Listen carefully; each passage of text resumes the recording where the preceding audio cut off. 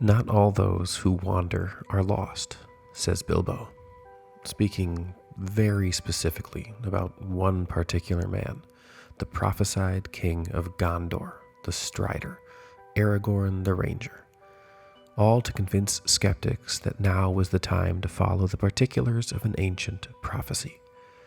These few words in Bilbo's little poem, though they've been applied 1,000 different and interesting ways, if you're knowledgeable in Bible history, they have an interesting connection to 40 years in the Middle Eastern desert, are tremendously specific.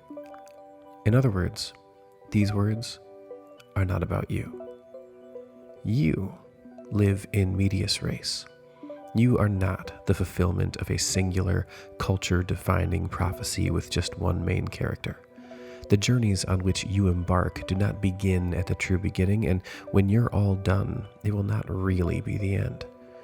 Nevertheless, your steps on your path are significant, because they are the next steps that will be taken in a never-ending story, steps without which the story doesn't continue. Leaders of all stripes, but in this case, mostly those tasked with guiding churches into the 21st century, have the challenge of condensing the history of God, humanity, the church, and the people they seek to serve into one simple question. What's next? At the beginning of each day, that's your task. What's best next, Pastor? What should we do now, leader? What will get us to, wherever we should be going? Honestly, there are days it would be easier to fight undead kings riding dragons.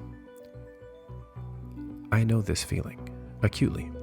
I remember sitting in an auditorium full of friends and their families with whom I had survived 3 schools and 12 years of ministerial education, and hearing a man I'd only ever known as President Schrader look down at a list and say, "Kent Reader, new mission start, Rock Hill, South Carolina." I remember the overwhelm of excitement and humbling privilege.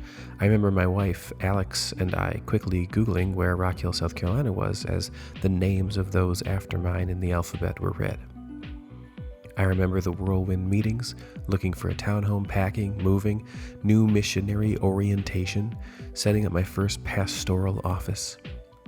And then I remember sitting down at that chair, at that desk, when everyone had left the room and it was time to get to work, and thinking, what am I supposed to do? In those moments, facing those questions, 2 kinds of future lie before you, which have been given excellent names already by productivity guru Zig Ziglar. You can find a future in which you are a wandering generality, or you can become a meaningful specific. These are your only 2 futures, because in reality, you only have one choice. You can do something, or you can do the opposite of something. Sometimes that's kind of everything, and sometimes it's just nothing, but always it's awful. If you truly believe that the Great Commission calls you to be impactful on the people around you, then the only possible justification you could have for wandering and waiting and hoping for things to work out for your ministry is if you believe you are an Aragorn, the answer to a prophecy that will become true despite you. And if you're freed of such a fantasy, and my friends, you are now freed of any more Lord of the Rings references, you have but one piece of control over the impact you will make for God's kingdom. Figure out where you're headed and take the next step toward it. Anything else is a waste of time.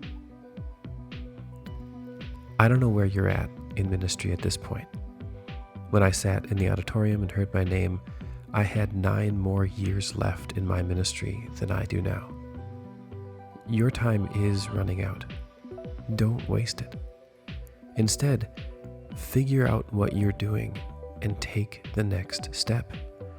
For now, your next step is to follow this example as I try to explain how you set yourself up with clarity, direction, and the flexibility to adapt as you learn.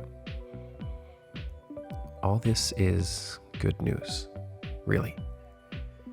You don't have to wander around, waiting for a prophecy bigger than you are to make your ministry happen. You have everything you need to get after it right now, so that the actual main characters of your story, the people you have been sent to serve, can find the victory that's been prophesied for them. You can run a church that is intentional, that is not distracted, and that can be called and be shown to be a coordinated church.